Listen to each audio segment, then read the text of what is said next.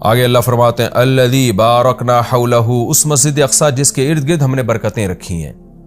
ارد گرد چونکہ سرزمین شام ہے تو اس میں اللہ نے برکتیں رکھیں، دنیاوی برکتیں بھی رکھی ہیں اور روحانی برکتیں بھی۔ روحانی برکتیں یہ ہیں کہ جتنے پیغمبر اس سرزمین میں آئے کسی دوسری زمین میں نہیں آئے، اور جتنے پیغمبروں کی وہاں قبریں ہیں سرزمین شام میں اور بیت المقدس میں، اتنی قبریں پیغمبروں کی کہیں نہیں ہیں، کسی اور جگہ پہ اتنی قبریں نہیں ہیں۔ اور دنیاوی برکتیں کیا ہیں کہ وہاں کی پیداوار، وہاں کی ہوا وہ بہت صحت کے لیے مفید ہے۔ انار، وہاں کا زیتون، وہاں کی انجیر، یہ سارے ایسے برکت والے پھل اللہ وہاں پیدا کرتا ہے اور بہت وافر مقدار میں۔ میں ترکی کے میں شام کے بارڈر تک گیا ہوں۔ پہلے تو شام کا علاقہ بہت وسیع تھا، تو یہ تو اب جو شام ہے یہ تو تھوڑا سا رہ گیا ہے۔ نبی صلی اللہ علیہ وسلم کے دور کا جو شام ہے وہ تو بہت وسیع رقبہ تھا۔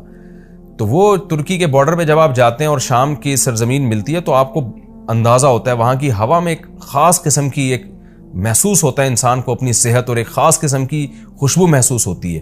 اور زیتون بہت کثرت سے پیدا ہوتا ہے، انجیر بہت کثرت سے پیدا ہوتا ہے، انار بہت کثرت سے پیدا ہوتا ہے۔ وہاں کے لوگوں کی صحتیں، ان کے چہروں کی فریشنس وہ صاف بتا رہی ہوتی ہے کہ اللہ نے زمین میں جسمانی برکتیں بھی بہت زیادہ رکھی ہیں۔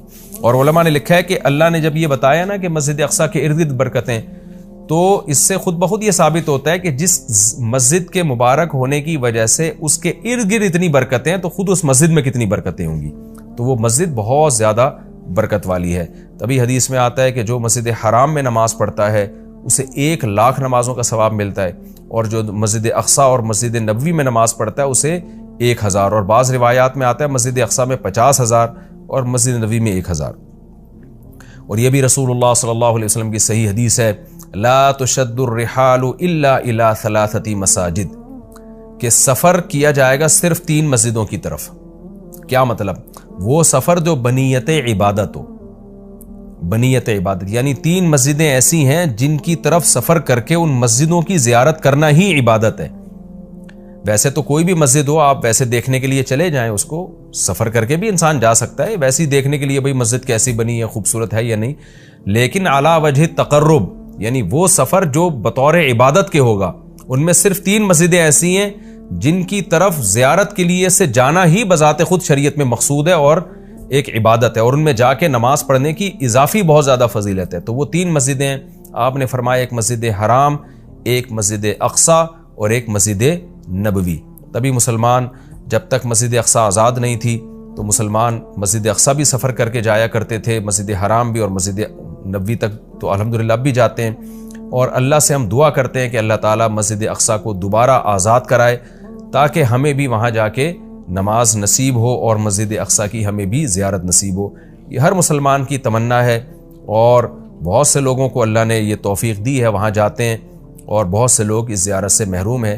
تو ہم یہ دعا کرتے ہیں کہ اللہ تعالیٰ وہ مبارک مسجد جس کی طرف اللہ اپنے حبیب صلی اللہ علیہ وسلم کو معجزاتی طور پر لے کر گیا، اور خاص طور پر ہمارے حبیب صلی اللہ علیہ وسلم کو وہاں نماز پڑھوائی گئی معجزاتی طور پر، تو اللہ ہمیں بھی اس مقدس سرزمین کی زیارت کی توفیق نصیب فرمائے اور ہمارے لیے آسان فرمائے۔ آگے اللہ فرماتے ہیں لِنُرِيَهُ مِنْ آیَاتِنَا، ہم نے یہ سفر اس لیے کرایا تاکہ ہم محمد صلی اللہ علیہ وسلم کو اپنی نشانیوں میں سے کچھ نشانیاں دکھائیں۔ وہ نشانیاں یہی ہیں کہ جو معراج کی رات آپ کو دکھائی گئیں، پیغمبروں کی زیارت کروائی گئی، جنت جہنم دکھائی گئی، تو یہ ساری بڑی بڑی نشانیاں تھیں۔ خود معراج خود ایک بڑی نشانی ہے۔ إِنَّهُ هُوَ السَّمِيعُ الْبَصِيرُ، اللہ تعالیٰ خوب سننے والا اور دیکھنے والا ہے۔ یعنی انسان تو محتاج ہے کہ جب تک اسے سنایا نہ جائے وہ سن نہیں سکتا، دکھایا نہ جائے وہ دیکھ نہیں سکتا۔ تو پیغمبر صلی اللہ علیہ وسلم بھی خود سے نشانیاں نہیں دیکھ سکتے، اللہ نے دکھائیں، اللہ نے سنائی، لیکن اللہ وہ ذات ہے جو سمیع بھی ہے اور بصیر بھی، اسے وہ ہر وقت ہر چیز کو دیکھ بھی رہا ہے اور ہر وقت ہر چیز کو سن بھی رہا ہے۔ آگے اللہ تعالیٰ ارشاد فرماتے ہیں وَآتَيْنَا مُوسَى الْكِتَابَ، یہ پیغمبروں کا سلسلہ نیا نہیں ہے، پرانا ہے۔ ہم نے محمد صلی اللہ علیہ وسلم کو جیسے کتاب دی ہے اور محمد صلی اللہ علیہ وسلم کو نشانیاں دکھا رہے ہیں، تو آپ سے پہلے موسیٰ علیہ السلام کو بھی ہم کتاب دے چکے ہیں۔ اور بیت المقدس کا تذکرہ ہے نا، تو یہودی بیت المقدس پہ ہمیشہ سے دعویٰ کرتے رہے کہ بیت المقدس تو ہمارا ہے اور اس میں تو ہمارے پیغمبر مدفون ہیں۔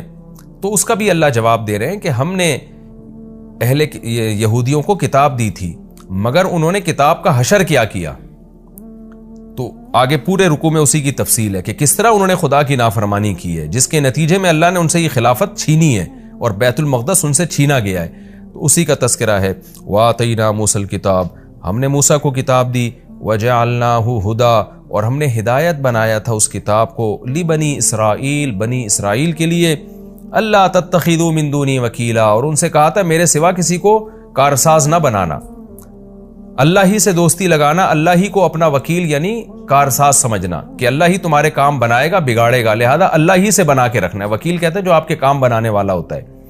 تو جب اللہ پہ اعتماد اور توکل کرو گے، اللہ ہی کو کارساز سمجھو گے، تو پھر ظاہر ہے اس کی اطاعت بھی کرو گے نا، مگر یہودیوں نے ایسا نہیں کیا۔ آگے اللہ خطاب کرتے ہیں ذریۃ من حملنا مع نوح، اے وہ لوگوں جن کو ہم نے نوح کے ساتھ سوار کیا تھا، اے ان کی ذریت، یعنی اللہ تعالیٰ ہم سب سے، پوری انسانیت سے خطاب کر رہے ہیں کہ تم وہ لوگ ہو جن کو ہم نے نوح کے ساتھ کشتی میں سوار کیا تھا، ان کی اولادیں ہو تم۔ نوح علیہ السلام کے ساتھ کشتی میں بہت سے لوگ سوار ہوئے تھے، ان میں نوح علیہ السلام کے 3 بیٹے بھی تھے، حام، سام اور یافس، جن کا نام بیان کیا جاتا ہے۔ تو باقی ساری نسل انسانیت کی انہی 3 بیٹوں سے چلی ہے۔ تو وہ چونکہ کشتی میں نوح علیہ السلام کے ساتھ سوار تھے، اس لیے اللہ نے کہا کہ تم اے انسانوں، تم ان کی نسلیں ہو جن کو نوح علیہ السلام کے ساتھ ہم نے کشتی میں سوار کیا تھا، جو ان کے 3 بیٹے تھے۔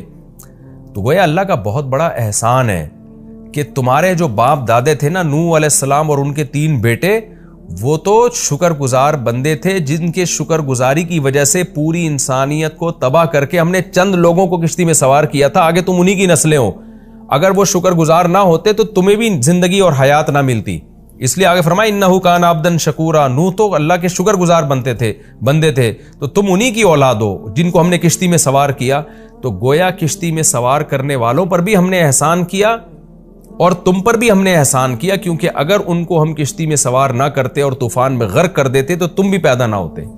تو اللہ تعالی ہمیں ترغیب دے رہے ہیں کہ تمہارے باپ شکر گزار تھے، جن کی وجہ سے ان کو اور ان کے بیٹوں کو میں نے کشتی میں سوار کر کے بچایا، تو انہی کی وجہ سے میں نے تمہیں بھی بچایا۔ تو اے ان لوگوں کی ذریت، اے ان لوگوں کی نسلوں جن کو میں نے نوح کے ساتھ کشتی میں سوار کیا تھا، نوح شکر گزار آدمی تھے۔ تو کیا مطلب؟ تم بھی میری ان آیات کو غور سے سنو اور تم بھی شکر گزار بنو۔ تو آگے نیا مضمون شروع ہو رہا ہے، وَقَضَيْنَا إِلَىٰ بَنِي إِسْرَائِيلَ فِي الْكِتَابِ لَتُفْسِدُنَّ فِي الْأَرْضِ مَرَّتَيْنِ۔ اس میں نیا مضمون ہے کہ ہم نے بنی اسرائیل کو بتا دیا تھا کہ تم زمین میں فساد مچاؤ گے، تم ناشکری کرو گے، جس کی وجہ سے تم پر اللہ کے عذاب آئیں گے۔ تو بنی اسرائیل نے ان باتوں پر عمل نہیں کیا جس کی وجہ سے ان پر قوم مسلط ہو کر ان کو عذاب چکاتی رہی۔